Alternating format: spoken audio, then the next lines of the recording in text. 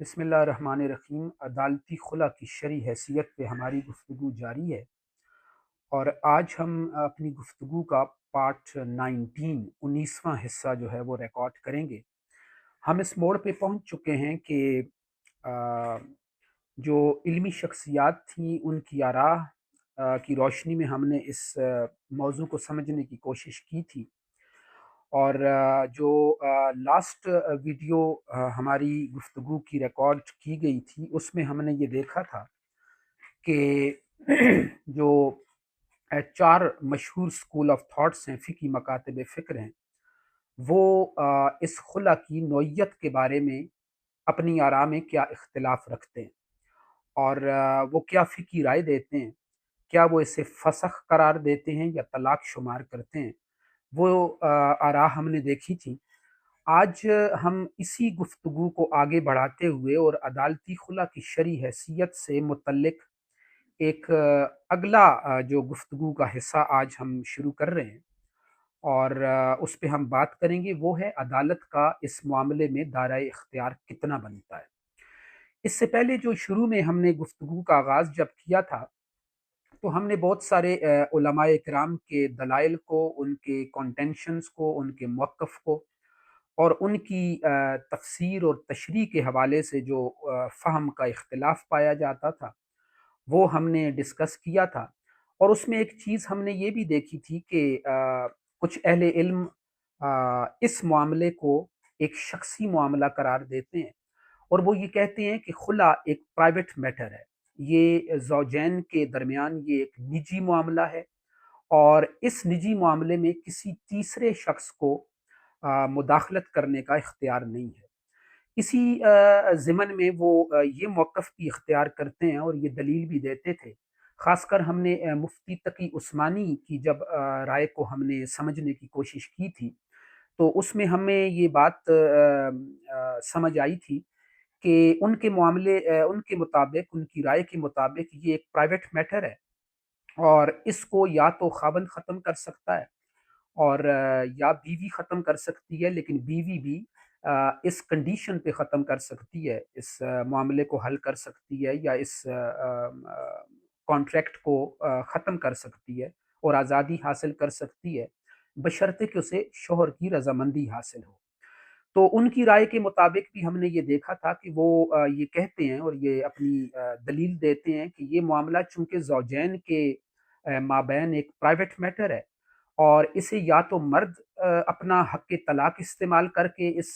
Contract کو terminate کر سکتا ہے اور ختم کر سکتا ہے، یا پھر بیوی اگر خلا کا مطالبہ کرتی ہے اور خلا کی آفر کرتی ہے اپنے خاوند کو، اور کوئی بدلے خلا اور زر خلا بھی دینے کے لیے وہ تیار ہے، اور اس کے معاملے کو، اس کی اس آفر کو اس کا خاوند ایکسیپٹ کر لیتا ہے، قبول کر لیتا ہے، تو ایسی صورت میں یہ معاملہ اس طرح بھی جو ہے وہ یہ نکاح ختم ہو سکتا ہے۔ لیکن وہ یہ ساتھ کہتے تھے کہ یہ میاں بیوی ہی اس معاملے کو دیکھیں گے، کسی عدالت کے پاس خلا دینے کا اختیار نہیں ہے، کسی عدالت کے پاس طلاق دینے کا اختیار نہیں ہے، کسی عدالت کے پاس اس خلا کے معاملے میں کوئی ڈیزولوشن آف میرج کی یا نکاح کو تنسیخ کرنے کی کوئی ڈکری جاری کرنے کی کوئی جورسڈکشن یا پار موجود نہیں ہے۔ تو اس میں وہ یہ بھی کہتے تھے، اور ہم نے یہ دیکھا تھا کہ وہ کہتے تھے کہ اس معاملے میں عدالت کا جو دائرہ اختیار ہے وہ محدود ہے، وہ مشورہ دے سکتی ہے، قاضی کوئی سجیشن دے سکتا ہے، تجویز دے سکتا ہے،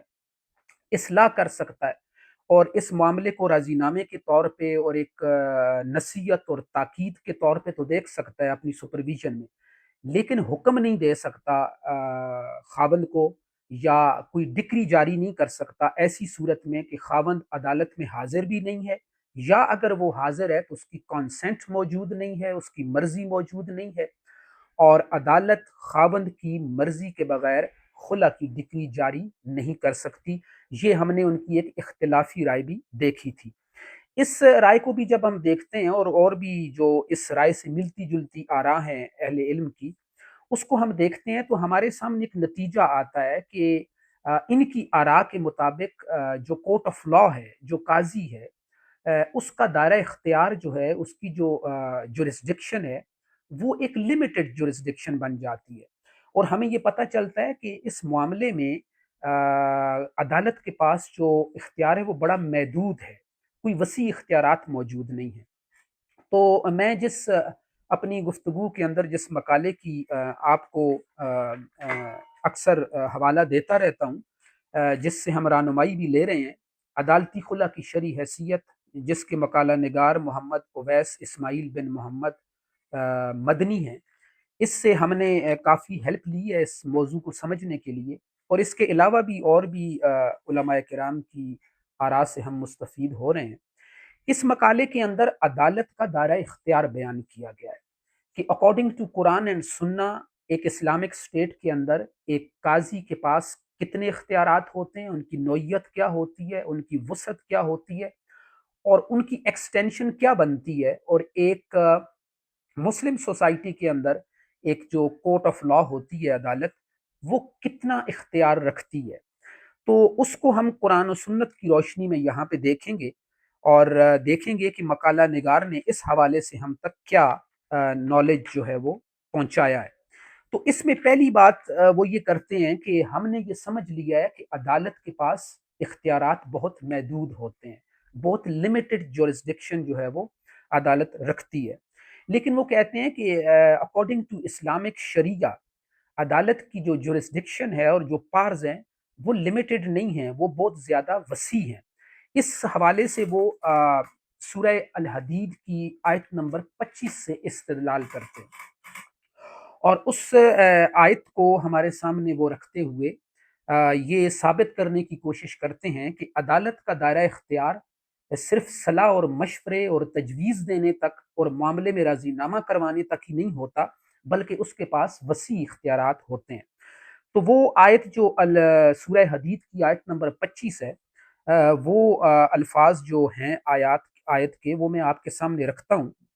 اس میں اللہ تعالیٰ ارشاد فرماتا ہے کہ لقد ارسلنا رسلنا بالبینات وانزلنا معهم الکتاب والمیزان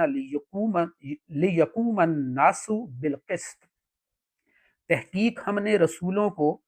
اپنے رسولوں کو واضح دلائل کے ساتھ بھیجا اور ان کے ساتھ کی کتاب اور میزان اتارا تاکہ وہ لوگوں پر انصاف قائم رکھ سکیں۔ اس کی تشریح کے حوالے سے وہ امام قرطبی کا ریفرنس دیتے ہیں، اور جو حوالہ کوٹ کرتے ہیں وہ قرطبی محمد بن احمد الانصاری قرطبی الجامع احکام القرآن جلد 9 بنتی ہے اور صفحہ 260 بنتا ہے۔ تو امام قرطبی جو ہیں وہ اس آیت کی تشریح کرتے ہوئے یا تفسیر کرتے ہوئے لکھتے ہیں کہ لِيَقُومَ النَّاسُ بِالْقِسْطِ أَيِّ بِالْعَدْلِ فِي مُعَامِلَاتِهِمْ۔ لوگوں کو وہ کہتے ہیں کہ اس آیت سے جو مراد ہے وہ یہ ہے کہ لوگوں کو انصاف پر قائم رکھتے ہیں، یعنی ان کے معاملات میں عدل کرتے ہیں۔ تو اس حوالے سے وہ یہ کہتے ہیں کہ یہ معاملات کی جب بات آتی ہے اور انصاف اور عدل کا اختیار جب آپ کورٹ آف لا کو دے رہے ہیں، قاضی کو دے رہے ہیں، تو وہ کسی ایک معاملے میں نہیں ہے، یعنی انسانی زندگی ایک وسعت رکھتی ہے، اور انسانی زندگی میں بیشتر مختلف قسم کے معاملات جو ہیں وہ زیر بحث آتے ہیں اور ان سے واسطہ پڑتا ہے۔ تو عدالت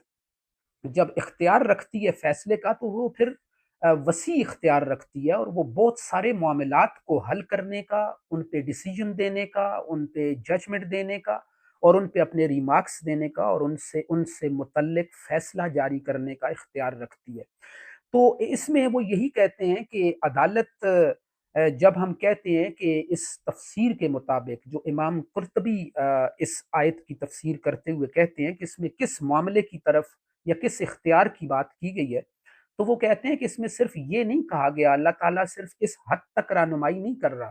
کہ فلاں معاملے میں عدالت کے پاس اختیار ہے کہ وہ عدل قائم کرے گی اور انصاف پر قائم رہے گی اور لوگوں کے فلاں معاملہ جو ہے وہ حل کرے گی۔ امام قرطبی کی اس تشریح اور تفسیر کے مطابق عدالت کے وسیع اختیارات کا تصور ہمارے سامنے آتا ہے۔ وہ کہتے ہیں کہ انسانی زندگی میں جتنے معاملات ہیں، جب ان معاملات میں سے کسی بھی معاملے پر تنازع قائم ہو جاتا ہے، ڈسپیوٹ کریٹ ہوتا ہے، تو عدالت وقت کے پاس یہ اختیار ہوتا ہے کہ وہ اس معاملے میں عدل اور انصاف کرتے ہوئے اس معاملے کو حل کرے۔ تو وہ کہتے ہیں کہ پھر یہ خلا جو ہے یہ بھی ایک معاملہ ہے۔ لیکن ہم نے پہلے بھی یہ بات ڈسکس کی تھی کہ کچھ اہل علم اس کو اجتماعی معاملہ قرار نہیں دیتے۔ وہ کہتے ہیں کہ یہ پرائیویٹ میٹر ہے زوجین کے درمیان، وائف اور ہسبینڈ کے درمیان، یہ ایک نجی اور شخصی معاملہ ہے، اور یہ دونوں جو ہیں وہ ہی اس کو حل کریں گے، کسی تیسرے کے پاس یہ اختیار نہیں ہے، اور کورٹ آف لاء کے پاس یہ اختیار نہیں ہے کہ وہ اس کو خلا کی صورت میں ڈکری جاری کر کے حل کر سکے۔ اگر اس کانسیپٹ کو اگر ہم for the sake of arguments اگر ہم تسلیم کر لیں، تو ایک پریپوزیشن کریٹ ہوتی ہے، ایک آبجیکشن ہمارے ذہن میں آتا ہے اور ایک سوال اٹھتا ہے، ایک اشکال پیدا ہوتی ہے، اور وہ یہ ہوتی ہے کہ اگر خلا کو نجی معاملہ ہی تسلیم کر لیا جائے اور اسے نجی معاملہ تسلیم کرتے ہوئے عدالت سے اس کا تعلق توڑ دیا جائے، عدالت سے اسے غیر متعلق کر دیا جائے، اور یہ کانسیپٹ رکھا جائے اور یہ موقف اختیار کیا جائے کہ خلا ایک نجی اور شخصی اور پرائیویٹ اور ذاتی مسئلہ ہے، اس میں عدالت کے پاس کوئی اختیار نہیں ہے کہ وہ کوئی فیصلہ جاری کرے، تو پھر سوال یہ پیدا ہوتا ہے کہ جس طرح باقی معاملات کے اندر دو فریقین تنازع اختیار کر لیتے ہیں، اور جو متاثرہ فریق ہوتا ہے وہ تو عدالت کے پاس جاتا ہے، وہ کسی فیصلہ کرنے والے کے پاس جاتا ہے اور وہاں جا کے اپنا ریلیف سیک کرتا ہے۔ تو اگر اس خلا کو ہم نجی معاملہ ہی تسلیم کر کے بیٹھ جائیں، تو پھر ان دونوں زوجین کے درمیان جو بھی متاثرہ فریق ہوگا، اسپیسیفکلی جو ہم وائف کے رائٹ آف خلا کی بات کر رہے ہیں، اگر بیوی اس میں متاثرہ فریق ہے تو اس کے لیے کون سا فورم ہوگا، وہ کون سی جگہ ہوگی، وہ کون سا ادارہ ہوگا کہ جہاں جا کے وہ انصاف طلب کر سکے گی۔ تو یہ سوال اٹھتا ہے اور اس کے سامنے ایک کوشچن مارک آتا ہے کہ اگر یہ نجی معاملہ ہے اور عدالت کے پاس کوئی اختیار نہیں، تو یہ نجی معاملہ اگر تنازع اختیار کر لیتا تو یہ تنازع ہمیشہ تنازع ہی کی صورت میں رہے گا، اسے کوئی حل نہیں کر سکے گا، کیونکہ خاوند تو حل کرنے کے لیے تیار نہیں ہے، اور خلا کی صورت میں متاثرہ فریق جو ہے وہ بیوی بنتی ہے، اور بیوی جو ہے پھر کس کے پاس جائے گی، وہ کس عدالت کے پاس جائے گی، وہ کون سا ایسا جرگہ ہوگا، وہ کون سا ایسا منصب ہوگا جس کے پاس جا کے وہ اپنا کیس رکھے گی، اپنا معاملہ رکھے گی، اپنا دکھڑا سنائے گی اور کہے گی کہ مجھے انصاف دیں۔ تو یہاں پہ یہ سوال اٹھتا ہے کہ اگر اسے نجی معاملہ تسلیم کر لیا جائے اور عدالت کے پاس اختیار نہیں ہے، یہ تسلیم کر لیا جائے، تو پھر متاثرہ فریق کس دروازے پہ جائے گا؟ اور پھر دوسری بات یہ ہے کہ وہ یہ لکھتے ہیں کہ کچھ معاملے جو ہوتے ہیں، جو اگر ہوتے تو نجی قسم کے ہیں، شخصی نوعیت کے ہوتے ہیں، لیکن ایک حد تک وہ ایک پرائیویٹ معاملہ تو ڈکلیئر ہوتے ہیں، لیکن ایک حد پہ جا کے وہ نجی معاملہ اور شخصی معاملہ بھی اجتماعی معاملات کی صورت اختیار کر جاتے ہیں۔ وہ ایک مثال دیتے ہیں اور کہتے ہیں کہ وراثت کے مسئلے کو لے لیں۔ وراثت میں وہ مثال دیتے ہوئے کہتے ہیں کہ وراثت میں کوئی بندہ جو ہے وہ کوئی ایسی چیز چھوڑ کے مر گیا ہے، اپنا کوئی ایسا ترکہ، کوئی ایسی وراثت چھوڑ کے مر گیا ہے جو ناقابل تقسیم ہے، اور اس کے ایک سے زائد وارث بنتے ہیں، اور وہ وارث جو ہیں وہ نہ اس چیز کو استعمال کرتے ہیں اور نہ ہی وہ ایک دوسرے پہ یا دوسرے فریق پہ، ایک فریق جو ہے اسے بیچنے کے لیے تیار ہے، اور وہ چیز بھی ایسی نیچر کی ہے کہ وہ اگر اسے آپ استعمال نہیں کریں گے اور اس سے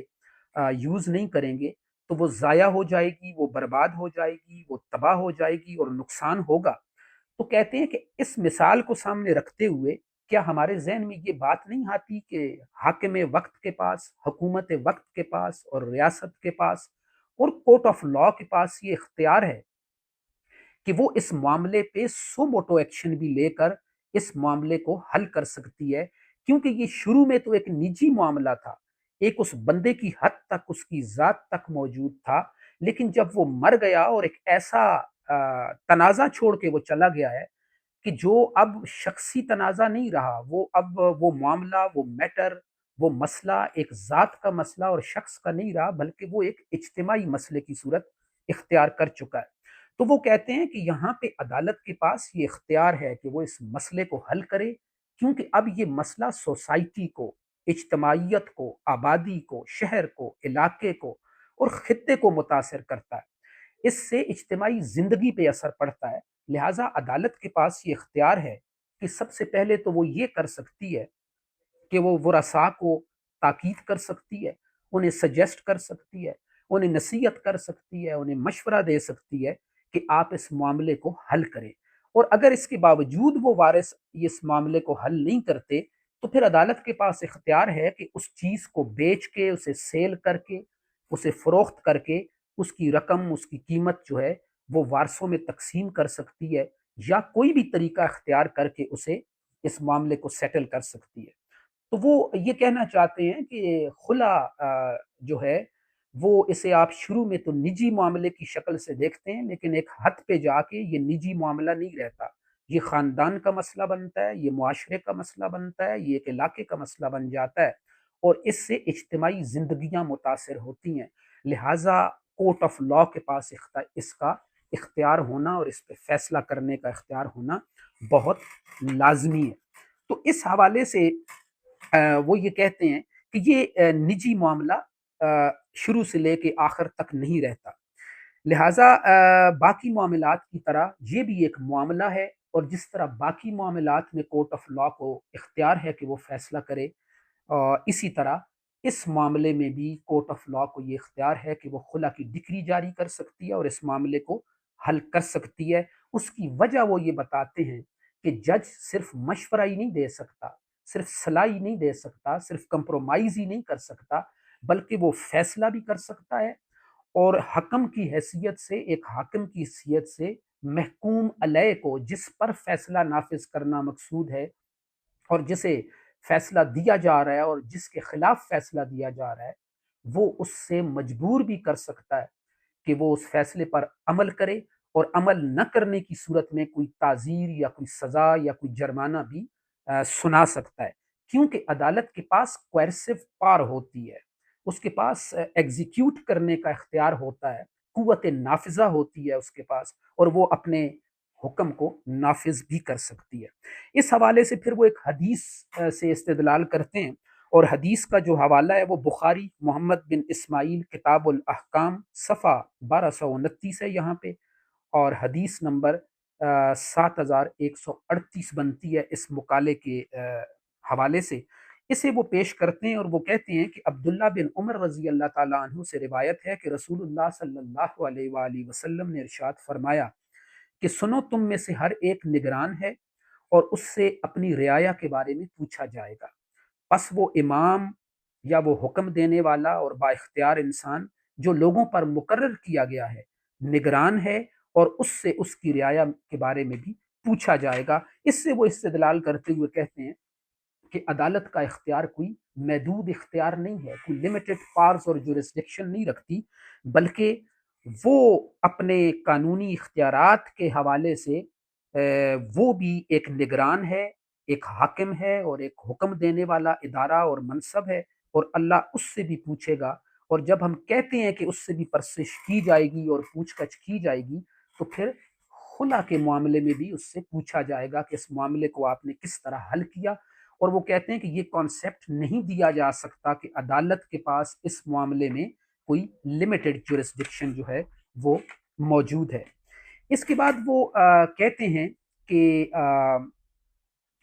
جب تنازعات میں عدالت فیصلے کرتی ہے اور ان کے درمیان انصاف کرتی ہے، تو یہ بھی ایک اصلاح بین الناس کا کام ہے، اور اس کو اس حوالے سے زیادہ حق حاصل ہے، اس لیے کہ اس کے پاس قوت نافذہ ہے اور یہ اجر عظیم کا حصول کا ذریعہ بھی ہے۔ اس حوالے سے وہ عدالت کا دائرہ اختیار وسعت کے ساتھ پیش کرتے ہوئے یہ کہتے ہیں کہ عدالت کی ایک ذمہ داری بھی بنتی ہے، جس طرح عدالت کی ذمہ داری ہے اکارڈنگ ٹو قرآن اینڈ سنہ کہ وہ عدل اور انصاف قائم کرے گی، اسی طرح اس کی یہ ذمہ داری ہے کہ وہ اصلاح بین الناس کا فریضہ بھی انجام دے گی۔ تو وہ کہتے ہیں کہ جب یہ عدالت اپنے معاشرے کے، اپنے شہریوں کے تمام معاملات میں سے کسی بھی معاملے میں تنازع کی صورت میں حکم جاری کرتی ہے، اس پہ فیصلہ کرتی ہے، تو جہاں وہ عدل و انصاف سے کام لے رہی ہوتی ہے اور اپنی یہ ڈیوٹی پوری کر رہی ہوتی ہے کہ اس نے عدل اور انصاف قائم کرنا ہے، وہاں وہ یہ فریضہ بھی انجام دے رہی ہوتی ہے کہ وہ لوگوں کے درمیان اور فریقین کے درمیان اصلاح کا کام کر رہی ہوتی ہے۔ تو اصلاح کا تصور جو ہے وہ یہاں یہ بھی پیش کرتے ہیں کہ اصلاح بین الناس سے مراد صرف اتنا ہی نہیں ہے کہ آپ راضی نامہ کروا کے اصلاح کر دیں گے، کوئی تجویز دے کے اصلاح کر دیں گے، معاملے میں کوئی تاکید کر کے اصلاح کر دیں گے، کوئی سجیشن دے کے اصلاح کر دیں گے، کوئی مشورہ دے کے اصلاح کر دیں گے۔ وہ کہتے ہیں کہ یہ عدالت کے دائرہ اختیار میں یہ چیزیں بھی ہیں، لیکن اس کے ساتھ ساتھ عدالت جب میرٹ پہ فیصلہ کرتی ہے دونوں فریقین کے درمیان، عدل سے اور انصاف سے کام لیتی ہے، تو اصل میں وہ یہ بھی اصلاح ہی کر رہی ہوتی ہے، اور یہ بھی اصلاح بین الناس کا وہ فریضہ ہے جو اکارڈنگ ٹو قرآن اینڈ سنہ اس پہ ڈالا گیا ہے، اور وہ اسے بھی ادا کر رہی ہوتی ہے۔ تو یہ اس مقالے میں مقالہ نگار ہم تک اس معاملے میں، خلا کے معاملے میں عدالت کے دائرہ اختیار پہ بحث کرتے ہوئے کہتے ہیں کہ عدالت کا اختیار محدود نہیں ہے۔ اگر ہم خلا کو نجی معاملہ کنسیڈر کر لیں اور عدالت کے پاس اس معاملے میں کوئی اختیار موجود نہ ہو، یہ تصور کر لیں، تو یہ معاملہ پھر ایسا ہوگا کہ یہ تنازع ساری زندگی رہے گا اور اسے کوئی حل کرنے والا موجود نہیں ہوگا۔ تو وہ کہتے ہیں کہ یہ خلا بھی ساری زندگی نجی معاملے کی حیثیت نہیں رکھتا، بلکہ یہ پھر معاشرے کو افیکٹ کرتا ہے، یہ خاندانوں کو افیکٹ کرتا ہے، اور یہ ایک اجتماعی زندگی پر اثر ڈالتا ہے۔ لہٰذا عدالت کے پاس وسیع اختیارات موجود ہیں کہ وہ باقی معاملات کی طرح اس خلا کے معاملے کو بھی ڈیل کر سکتی ہے اور خلا کی ڈکری جاری کر سکتی ہے۔ Thank you.